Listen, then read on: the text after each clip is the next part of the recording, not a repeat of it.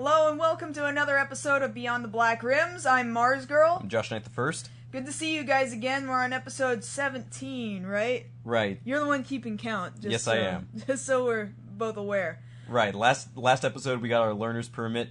This year we're one episode away from being able to vote. And being able to smoke. That too. I'm not so sure that's something to be proud of, to be honest with you. That's why I went with voting.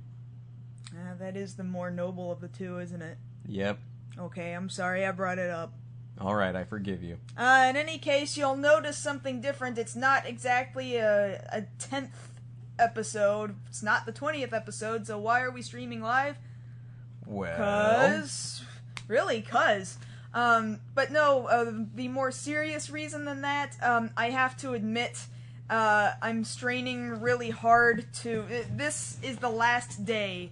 In like another couple of hours, it'll only be 24 hours before the whole King of the Nerds thing kind of finally drops off, and you can stop hearing about it from me. And, I'm doing okay. I'm still within the top 3, which is right where I need to be, but there is one guy who's been creeping up on me, and I am concerned that he would then further gain and overtake. Which, you know, again, I would still remain within the top 3, but we can't be too careful, I suppose. So now is really the time to just make sure that we've done all that we can. Look, I'll put it to you guys this way. Not being her, but being a supporter.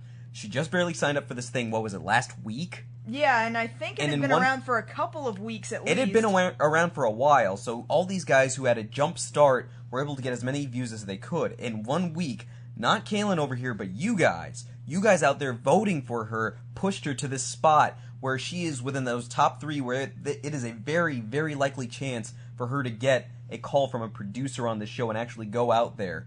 So, which is kind of hard for me to wrap my brain around because nothing like that has ever happened to me before, so it doesn't feel very real, and yet it very well could be real. So yeah, just to put it in perspective for you guys have pushed this much for this to happen. Let's keep it going. Let's try and make this a reality. I would like that. So I'll be posting links when I get this up on YouTube and everything, of course.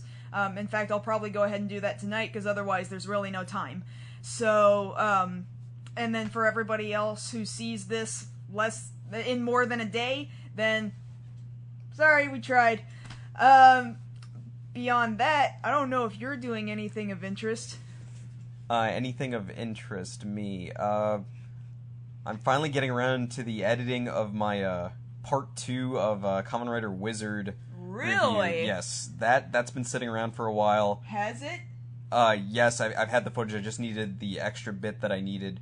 And I've also got the Garo one coming up. The problem with Garo is that I've been having to rewrite it so many times, because every time I think I've got it, some other piece comes out.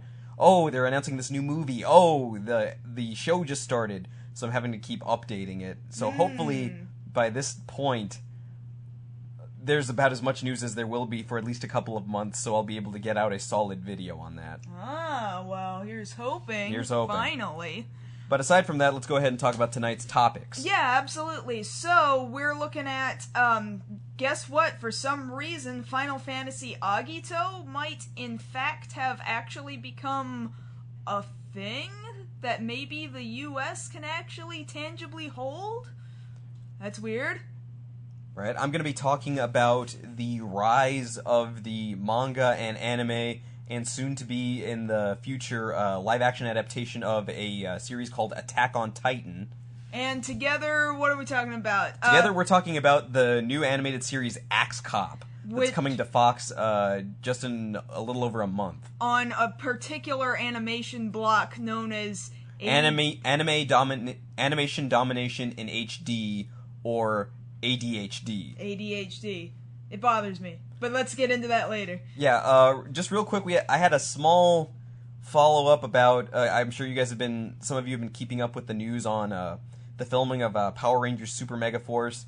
They got their 10 actors out there. They're filming in New Zealand right now. You've got several actors tweeting and Instagramming pictures of them out there. They look like they're having a great time. It's nice to see that they're back. I've just got one small complaint And really, it's one of those things that, yes, a diehard fan would notice. And it's with, yes, a lot of you there in the chat are saying it, Jason David Frank. I don't know if you guys noticed.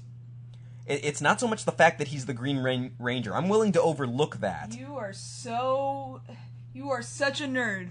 Well, okay. Oh, well, let me get to it. It's not so much the fact that he can be the Green Ranger.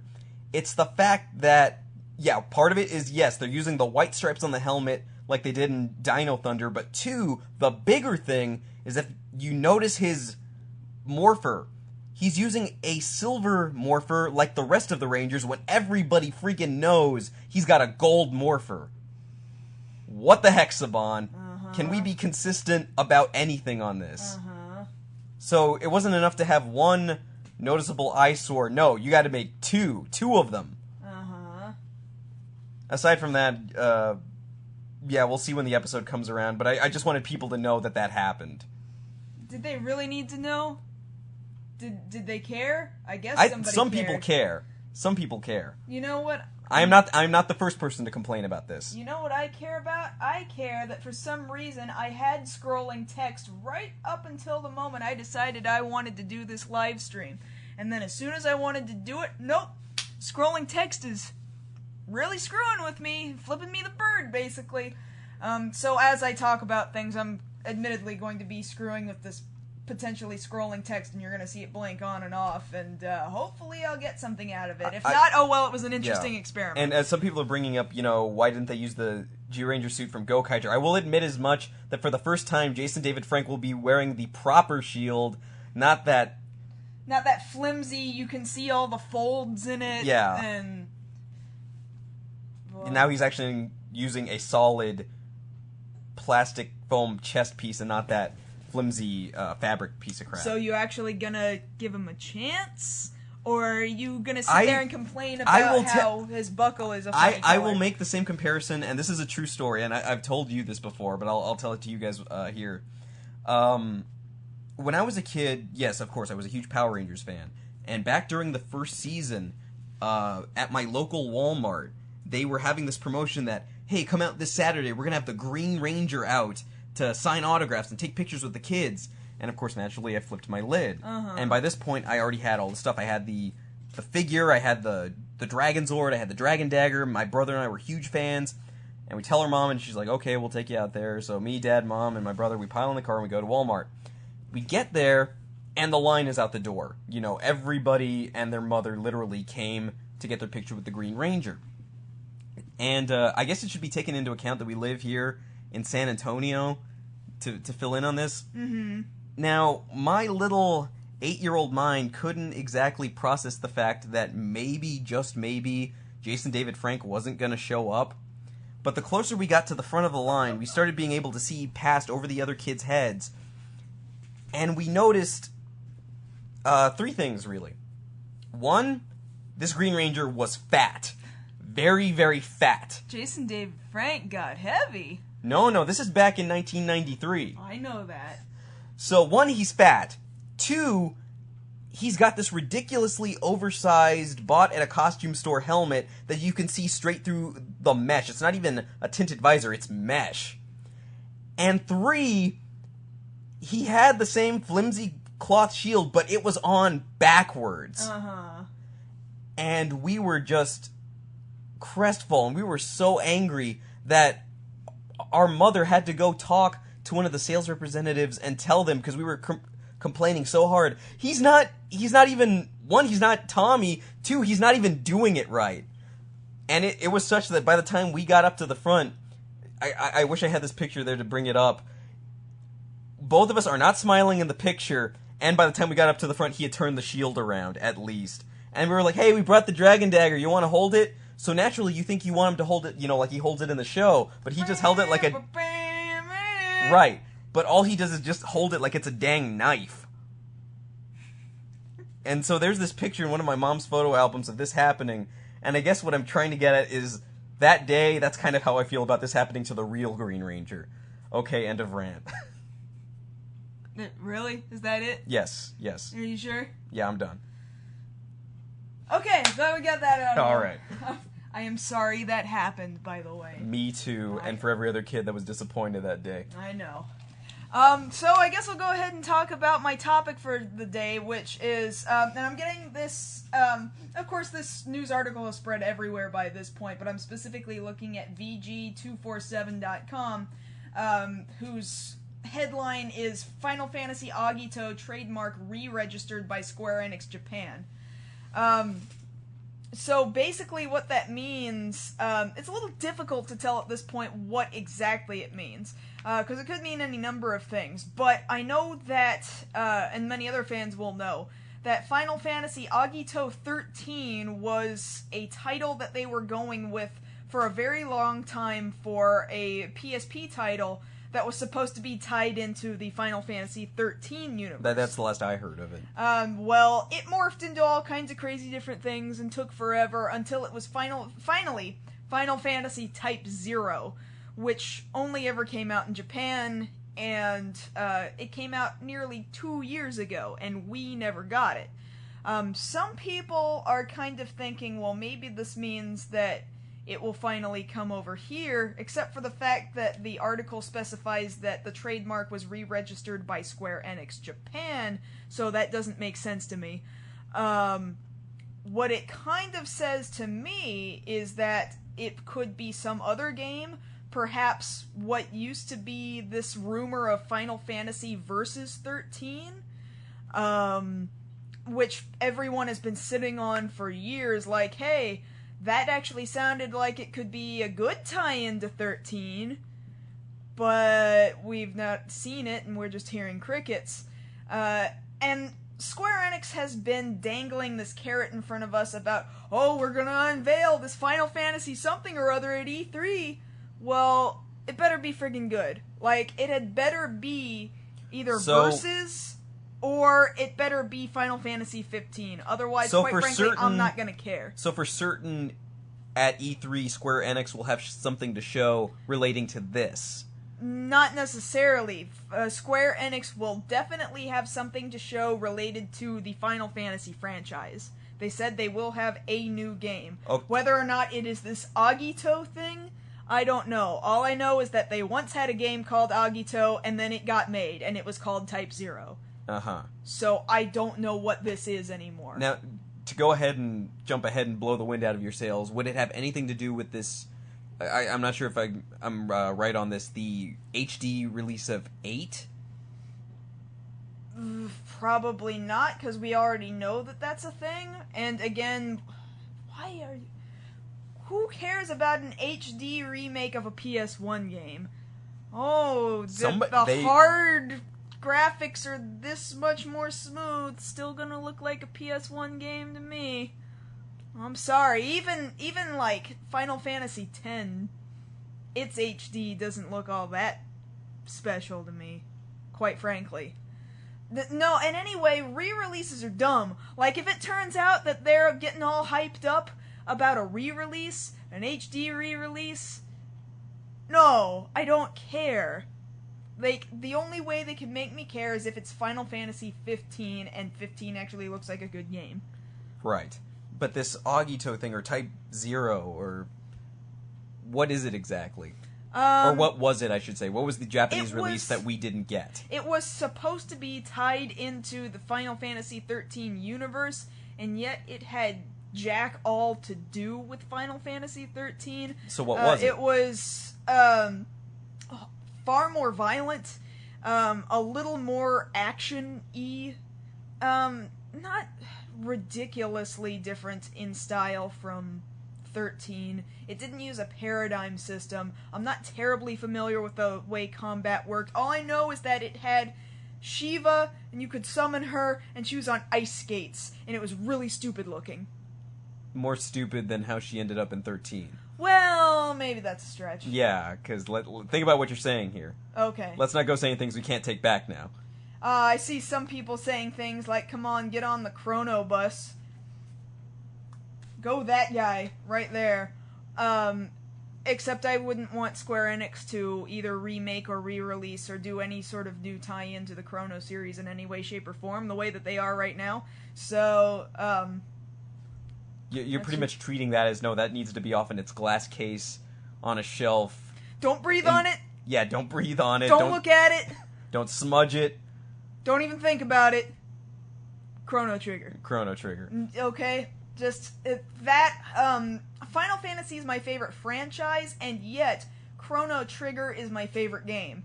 And really, the DS re-release is about as far as I would take it, as far as re-releasing, doing anything to it. And then they tried to re-release it on Apple, on iOS, and it controlled terribly. So you know what? No. As it is, the way they added in, like, monster farming or whatever into the DS re-release, I didn't really care. I'm sure some people are okay with it. It didn't matter to me. At least the rest of the game was intact. They didn't screw with it. Translation was about this much better than it was. But even then, that's what you said, and again, going back to remakes, that you would appreciate about any sort of remake for, say, 7 would be if the translation was better. I would only purchase 7 again if they completely and utterly retranslated the game. Because 7's translation is bad. It is really bad. Now, define bad. Okay, the car broke down, or this guy are sick. But what if he are sick? How's that? That's Eris speaking. This guy are sick. Eris doesn't speak like that. Well, come on, Kaylin, you gotta take this into account. Some people have way with words. Other people not have way. I guess Eris didn't in that moment. No. But no, there are things that, or take for example, attack while its tail is up. It will fire such and such and such. Okay, thanks, Cloud. I'm glad you gave me that advice. I'll go attack it now. Its tail shoots lasers at me. What the Cloud, I thought you just told me to attack it. Oh, did I say that? I meant don't attack it while its tail is up. Like, this is a big deal. 7's translation is bad, okay? And I already own 2 copies of it. I don't need to buy it again, no matter how many times you put it out on the PC or put it onto my PS3 or my PSP. No, I would only ever buy it a 3rd time if you completely and utterly retranslated it. So, actually, if what they announce is we're finally releasing Final Fantasy VII again, I'll be like, unless they say, and it's got fully new retranslation, then yay! Like, other people are like, do Final Fantasy VII again, but with way better graphics. And I'm like, I don't care about the graphics. You, that's not enough for you. No. In fact, I don't even care. Like, you could give it to me the way it was, just retranslate it, and I would pay full price for it. I would pay full price for a fully retranslated Final Fantasy Fully retranslated, you would put that money down tonight. Yeah. That's what you're saying. Yeah, that's what I'm saying. And that's, like, totally not what everybody else is clamoring for. They just want a far prettier Cloud and Sephiroth having hot man sex with each other. No, what I just want is retranslation. That's it. That's all I want. So then this Agito thing. If it turns out that it's Final Fantasy VII retranslated, I want Agito. Right. If it's anything but that, I am very, very wary, because Square Enix has been quickly losing my confidence. Except for potentially in Final Fantasy XIV A Realm Reborn, because it's actually looked pretty good to me. I'm not gonna lie. I don't know what other people think about it, because I know everybody else is wary, which I don't blame them for, because 14 initially scorned so many people, but I've enjoyed what I have seen and played. So, there you have it. As far as that goes. Now, of course, I haven't played full game. It's not like it's a demo. It's a beta. It's not a demo. And that full game will be available... Oh, they just announced the release date. And they just announced all of their different bonus items for pre-ordering, too. I need to re-look that up, but in a few months, I want to say 4th quarter? Not all the way into December or anything. It's either late like 3rd or early 4th quarter. So more like September, October, somewhere around there? Yeah, I believe. And that you're willing to put full price on? Well, I don't have to put full price on it because I already purchased 14. I pre-purchased 14 to begin with, and so because I actually sat through their whole, 2 years of beta, I I get to play A Realm Reborn without having to repurchase the game. For being a what did they call it? A legendary legacy. For being a legacy member, that's one of the perks. All right. Well, good luck to you with Agito. Hopefully, it won't screw you over. It doesn't even matter anymore. Square Enix. Don't lie to me that it doesn't matter to you. Okay, it matters, but I'm still upset. And I'm still wary. I know your pain. If it makes you, my text actually finally started scrolling. Hey, what do you know? Hey. If it makes you feel any better, I'm just as wary about my copy of Kamen Rider Bat Ride War coming in. Presumably next week, whether or not it'll be good in my hands. We're going to be streaming that, right? Yes, more than likely I will be streaming my playthrough of that. Okay. I mean, I will be setting up the stream, and then you will be utilizing said stream to And then play you'll game. Probably be providing some color commentary. Some color commentary and the occasional translation. Yes. Okay. Okay, I think I'm done with Final Fantasy for now. I'm sorry. I'm sorry I went off for a bit. No, you're fully within your rights to do so. So that'll bring us to the second portion.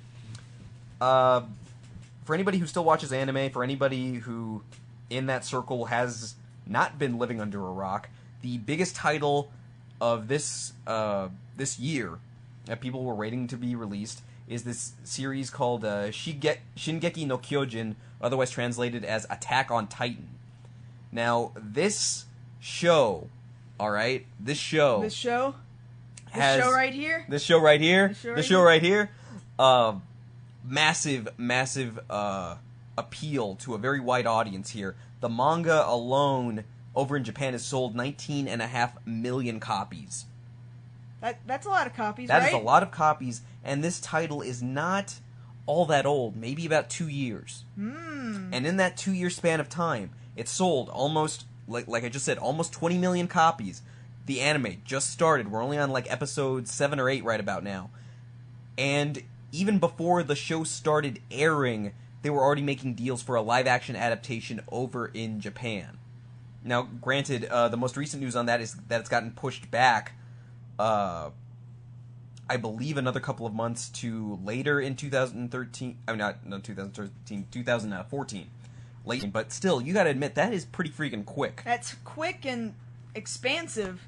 Now, I compare that to stuff over here, because you know about movie studios over here. They will just buy up a property sight unseen and just hold on to that license for dear life in the hopes that it will eventually do something. That's why just this year we're going to get R.I.P.D. That license has been in the works for I don't know how long. Well, I know this is slightly different, but you can also take that kind of thought process.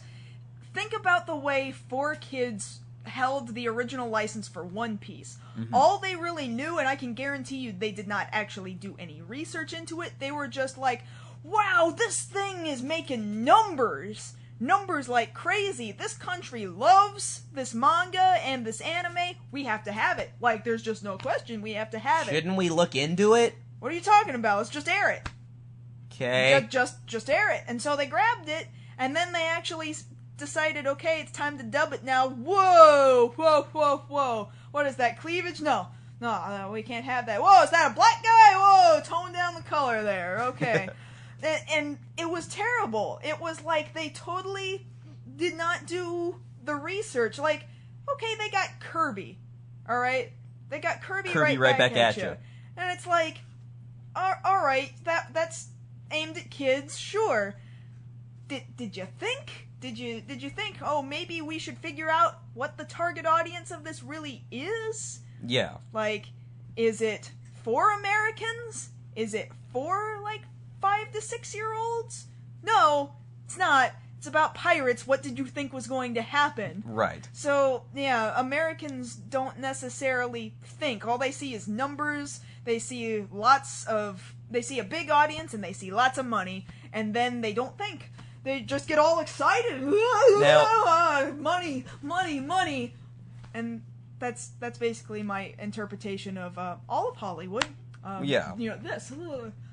Now, this, on the other hand, they've proven themselves manga-wise. The show is now streaming over on Funimation's premium site and on Crunchyroll as well. If you have the premium upgraded account, you can watch it as it airs, or you have to wait a week for the new episode, which is currently what I'm doing. But yeah, the 7 episodes in, and I'll just give you guys a brief overview for those who don't know. This is set in a not quite futuristic like you would think sort of world. In the world that this manga takes place in, and I guess now the series, humanity has been overrun by these giants, basically, and they call them Titans. They don't have any sort of clothing, any sort of reason for doing what they do, but for some reason they have this knack for, eating people. So humanity has been very much wiped out down to a certain amount, and they've hidden themselves in these castle-like structures, just basically walls, keeping them away from the Titans, and keeping them separate until one day the Titans break through. This giant one just breaks through, and our main character, this guy by the name of Aaron, his adopted sister and their best friend, witness this horror happening, and the three of them more or less resolve to, we're going to enlist in basically the army, and we're going to find a way to take these guys out. And just from this simple plot setup right here, this thing has spawned so much hype and so much interest. I know I was reading scanlations over here until I found out that the manga actually is available over here, and the first 4 volumes are now available. You can find them in any bookstore, and catch up to pretty much where the first 2 mangas cover what they've covered so far in the anime. And very quickly, this thing has risen in popularity. Like, at first, when the trailer was announced, people were like, huh, what's that? Whatever, okay. And now that the anime is actually airing and you can see it over here, just about everybody on my Twitter feed, on my Facebook feed is like, oh my god, did you see Attack on Titan? Oh my god! And it's exploded. And apparently this thing's got a lot of appeal for people, not just in that, oh, it's cool, mid-air battles against these giant things, but at the same time, the story is very well paced. It combines sci-fi elements with this surprisingly more medieval background. Seems the way things are mature too. It is very mature. They deal right off the bat with loss. We have, and it's not really much of a spoiler, our main character has his mother eaten in front of his eyes, and they don't shy away from that. Anime, unlike some American cartoons, won't shy away from the gore like that. There is plenty of gore in here. You have a lot of beheadings, limbs getting taken off, people getting bitten in half, and it's got some mystery to it. You want to find out where these things came from. You want to find out, well, how are they going to take them down? And, there's something to keep a reader or a watcher interested. And then, of course, like I said, they're talking about a live-action adaptation. Of course, this I feel a lot better about, because if you look in recent years with the adaptations that they've had over in Japan doesn't have, like you said, I think it was a week ago or 2 weeks ago, this problem where they have to sexy everything up and make it more modern and whatnot. They seem to have more of a respect. I don't recall what I might have said that about, because Japan does that all the time. Well, when you look at it, though, things like Beck, Mushishi, well, I guess there was the exception with... Oh, what you're saying about adaptations, about how, for example, comic adaptations can't be taken seriously because a movie studio would be like, this would sell more if we also slipped in... this, that, and the other, yeah. I think I was saying that about Zach Braff and how that studio for that movie that he just had Kickstarter funded, if he were to, say, actually go to a Hollywood studio to do that movie, they would want to sexy up his movie or make all kinds of alterations and changes because they think that that's what will sell to an American audience that, doesn't have half the brain cells of most people that you would think. Well, because there's that disjunct between, I'd phrase it this way, an American studio thinks they know what an American audience wants, whereas a Japanese studio, for the most part, seems to have more of a respect for the source material and change, on average, very little. And that story remains intact, these characters remain intact, and then I would think you would get a superior product in terms of purity from, original inception in a manga or a series to on film. And then you could also do the flip side of that and say, well, what we provide is different because why would I watch the exact same thing I've already watched or read before? Some people feel very strongly about that. I prefer to, like, if it's becoming live action, I do want to see the same thing, but see how it can be executed in a live action setting, or in some other medium, you know? Right. That's what I'm interested in. I know not everybody shares that sentiment, but, well, there it is. Well, there it is. And I look forward to it. I think they would do a good job with it.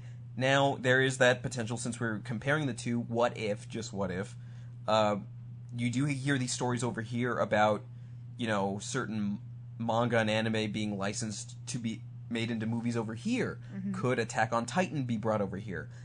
Yes, it could. Because the story is such that you could transplant it, maybe... You wouldn't have to necessarily, but you could change the names, and it still applies over here. Mm-hmm. Because very much, it would, to me anyway, it would have to feel something like, if you're familiar with it, the movie Reign of Fire. Mm-hmm. Where, you know, you have something happen to show, oh, all of a sudden, boom, dragons, and then you flash forward to this world that's already ravaged by them, and then you gotta battle back. It's the same sort of feeling. They're bringing up kind of an interesting point in the chat where, sometimes makers can make something too loyal, like Power Rangers Samurai, or the Speed Racer movie. I don't know. A Speed Racer movie I thought was unique enough while still being the same. But absolutely, with Power Rangers Samurai being almost a direct mirror, and almost too direct, because it's like, well, what was even the point? Why didn't you just license the original footage and then which is sub a point we've made dub before. it? And I see a lot of people bringing up the Rurouni Kenshin movie. Kenshin, for as much as they tried to fit in, because understand, this is their first undertaking of the manga, and yes, they had to stick in a lot of things for a lot of people because there's a lot of history with Kenshin. You know, manga lasted for several volumes, the anime as well. They still, even just recently had his, I believe it was 15th anniversary for the series, and they released remake movies for the Kyoto arc. So he's still very popular over there, and yes, it's a very, I guess you'd say nationalistic story because it's set in that Meiji period. It's very much a historical fiction. Yes, but at the same, a lot of people have gone and clinged to that story. Right, but at the same time, stepping beyond that, you know, just for people who've read the manga over here or seen the series over here, you can see the casting just in Kenshin alone. Takeru Sato playing Kenshin. For me, you know, seeing some stuff that he's been in, you know, Rookies, Kamen Rider Den-O, Beck, you know, he is a very capable actor. He's able to put himself in these roles, but I never quite saw him fully wrapping himself in Kenshin, you know, when I heard about the casting. Then you see these trailers, and it's like, oh my god, he can play both. He can play Kenshin the Wanderer, but he can also play the Batosai, this cold-blooded killer. And that takes a stroke of genius to be able to cast for something like that. And it's good that they were able to get somebody like that for this. With Attack on Titan over there, yeah, they'll probably cast somebody in that age range, you know, mid-teens to the early 20s to play like the role of Eren or Mikasa, his stepsister. If that were brought over here, I wouldn't doubt that they'd skew their ages by about 5 years up. That that way they could be played by 20-somethings. They would try to make Mikasa sexier, show more cleavage, which is absolutely against her character. Uh-huh. You know, not to say that her character isn't considered attractive, but that's just not the way she's played. Cleavage doesn't automatically mean attractiveness. It doesn't. It's not really exactly a two-way street. A lesson Michael Bay will never learn. Sorry, I had to get that jab in there. Why? Just all the news about Transformers. Why didn't we talk about Transformers this week if there's so much friggin' news about how stupid Transformers 4 is gonna be? We could talk about that for a second if you'd like. Well, we didn't say that's what we were gonna talk about. Yeah, well, we didn't necessarily say that we were gonna do this live. I'm just saying all those cars are dumb. That's all I'm saying. Well, I'll say that much. Dumb car choices. I, for one, don't know that there's a Transformers 4 coming out. I do know there will be Mark Wahlberg talks to cars. Yeah. Hey, Bumblebee, come here. I want to talk to you. You guys hear about the bumblebees? It's crazy, right? Say hi to Optimus for me. Okay. But yes, if you guys have an opportunity, go to your local bookstore, pick up the manga. Like I said, Crunchyroll and Funimation's site will be streaming it, and Funimation will be putting out DVDs next year. Yay! So yes, Attack on Titan. Definitely check it out. So what are we talking about now? Oh yeah, ADHD. ADHD oh my God, that's featuring... so unnecessary. Okay, so what is the name of this block? What channel is it on? On Fox. On it's Fox. Animation Domination in HD, shortened down to ADHD. For one, I want to know what superior among them said ADHD. Yes, this sounds very, very marketable. Yes. This sounds in no way, shape, or form offensive, and we will now air this without any regrets. I want to know who made that decision, so I can go knock his teeth in. Okay. But on top of that, you know, we'll get back to that in a second, but really the biggest thing about it is their inclusion of the cartoon adaptation of this really surprise hit for some people, Axe Cop. Now, Kaylin, you know a bit more about the inception than I do, so you go ahead and tell the audience a little bit about the creation of Axe Cop. So I can't remember the exact age of the young kid, but it was an older dude and his little brother. And he started drawing this comic just basically saying, okay, so what do you want to happen, and what do you want to happen next? And this kid's like real young. He doesn't know what he's saying. He thinks everything is cool. Right, because okay? he's a kid. So he starts taking down, writing and drawing everything his little brother says, and thus is born Axe Cop. Like, you've got the wiki article on Axe Cop here. Like, just describe some of these things that have come out of this kid's head. For those of you that don't know, this is just the description of the main character in Axe Cop, whose name is Axe Cop. The main character. He is a police officer who finds a fireman's axe and uses it while fighting crime. Married to his job, he works the always shift by sleeping for only 2 minutes. At night, he wears a black catsuit and kills bad guys in their sleep. His battle cry is, "I will chop your head off." When faced with a challenge, he will hold tryouts to build a team. At one point, he was married to a female Abraham Lincoln. And another point of contention is that his diet consists primarily of birthday cake. Our hero, ladies and gentlemen. So yeah, and the characters just kind of go on like that, and they're crazy and ludicrous and absolutely ridiculous, and it's amazing. And the reason why it's amazing is because the idea is ingenious. You chose to illustrate a story as seen through the eyes of a very, very small child. Now, to kind of compare that with other pieces of animation that we see on TV today, specifically stuff that you would catch on Adult Swim, stuff by William Street, specifically, here I am wondering, what does that say about you guys, you producers, over at William Street? Who are in their late 20s and 30s. 30s to 40s, whatever, who create basically this, okay? This doesn't sound all that much different from what we see on Adult Swim, but get that. Adult Swim. Adults watch it, and adults made it. One of these is genius, the whole rest of it is crap. I'm sorry. That's just plain truth. The argument you're making... And if your opinion is opposite, it is incorrect.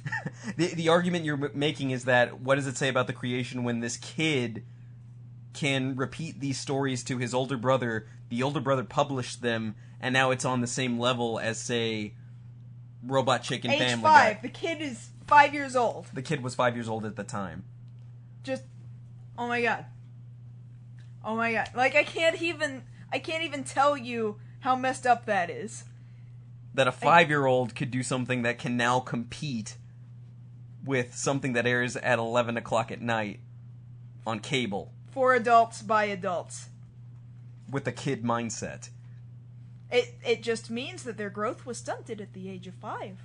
That's all I'm saying. Hey, read off some of these other character descriptions. Oh, you want some of these other characters? Yeah, okay, we can do that. This is amazing. I think everyone should go out and read Axe Cop, is all I'm saying. Yeah, you can definitely go read Axe Cop. The thing about it was, this started as just a webcomic. just a simple webcomic. Oh yeah, but then it started getting published. By Dark Horse. Dark Horse picked this thing up, and now it is a legit comic featuring characters like Sakurang. He is a member of Axe Cop's team and Axe Cop's best friend. He has socks for arms that he throws as boomerangs. He later acquires the powers of Christmas after getting Bad Santa's blood on him. He is in a relationship with the best fairy ever. Oh, what's the dinosaur? The dinosaur was what I was most familiar with. Flute Cop, who is Axe Cop's first partner and brother, spilled dinosaur blood on him, turns him into Dinosaur Soldier. And apparently this guy, like, form changes like nobody's business into something called Uni Avocado Soldier, Ghost Cop, Viking Cop, like, there's no end to this. Oh, Axe Cop. Oh. What other shows did it say was going to be in that ADHD block? Do you happen to know? Offhand, I'm not sure. I've just been focusing on Axe Cop. When is that block supposed to start airing? Next month on the 27th of July. Now, for what it's worth for me, the description of Axe Cop is fine. Now, I'm not saying anything else about the rest of the ADHD block, but for what it's worth, those of you who watch Parks and Recreation, Nick Offerman, who's the voice of Ron Swanson on Parks and Recreation, you know, this manly man, is the voice of Axe Cop, and I think that is a stroke of genius in that casting.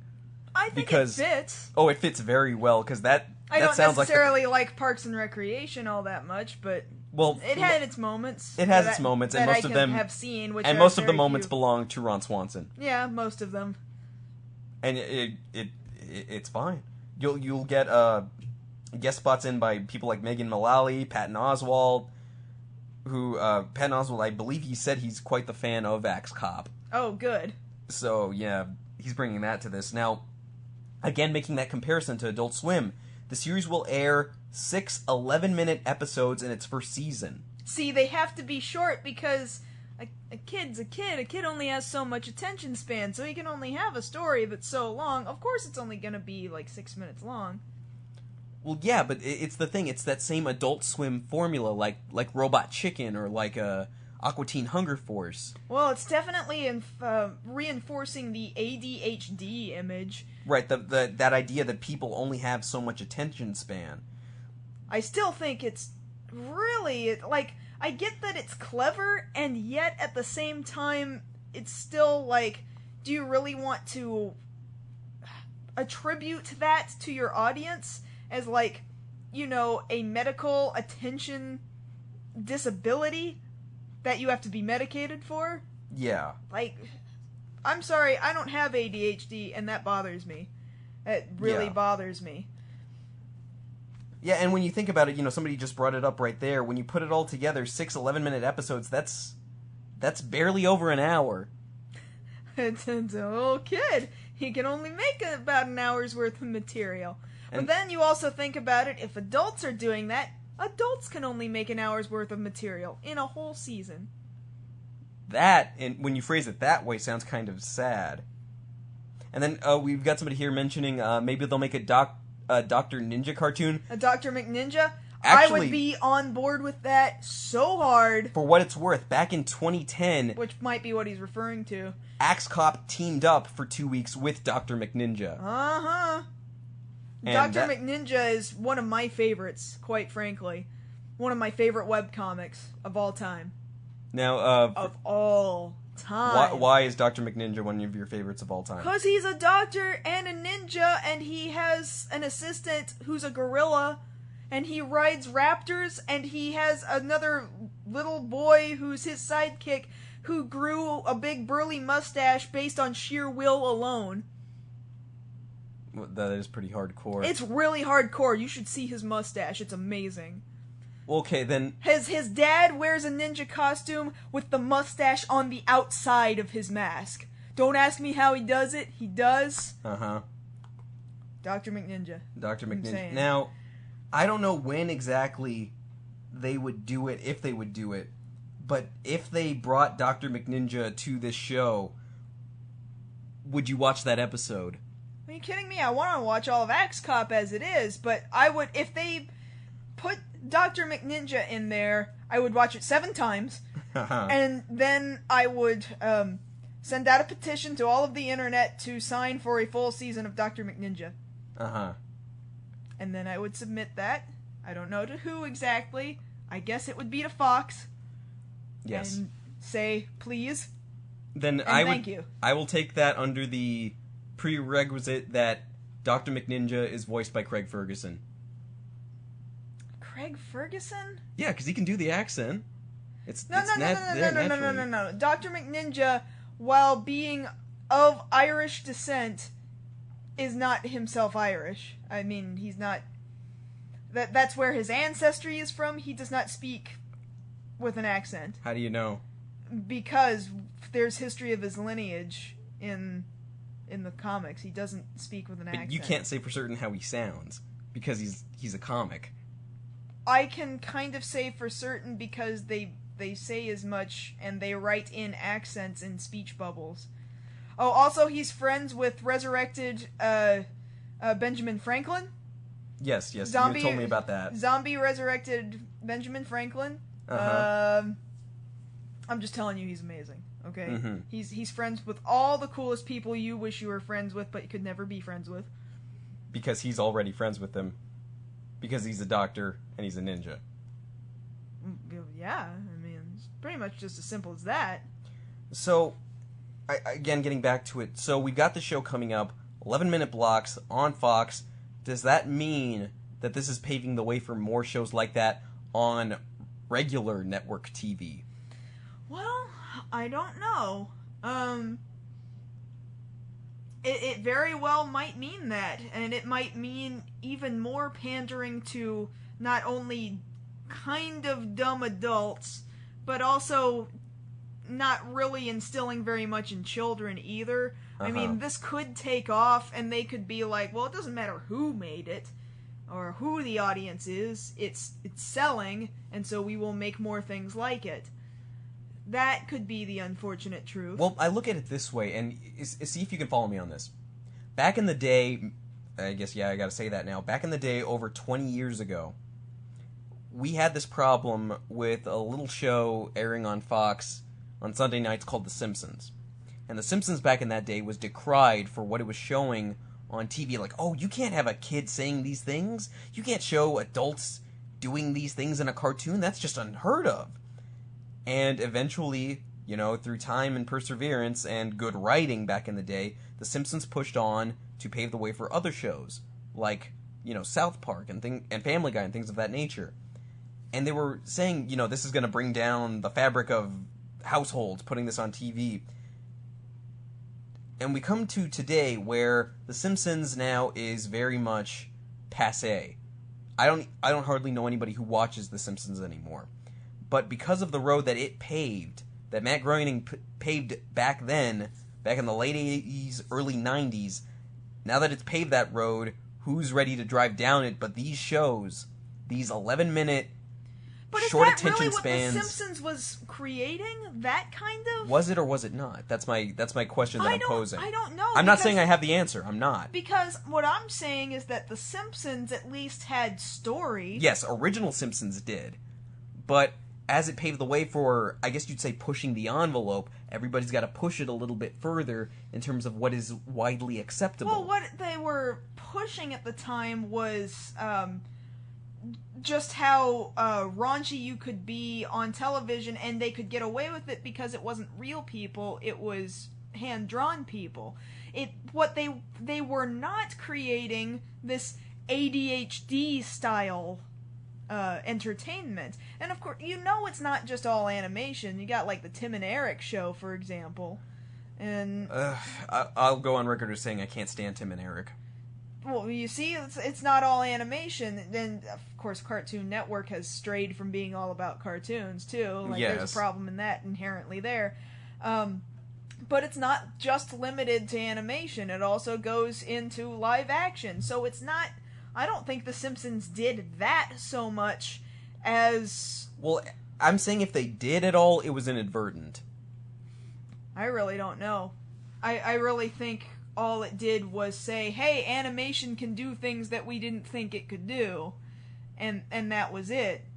I don't know why the medium of random decided to choose animation. I don't know why animation was chosen as its medium. Perhaps because it is so easy to just make up whatever you want with a pen and paper. Perhaps. But you can do that with real people and computers as well. Mm-hmm. So, and that is something Adult Swim has proven. Oh, yeah. Oh, yeah. And quite frankly, I think we need a little less of it, and I think we need more substance back. I'm concerned about them.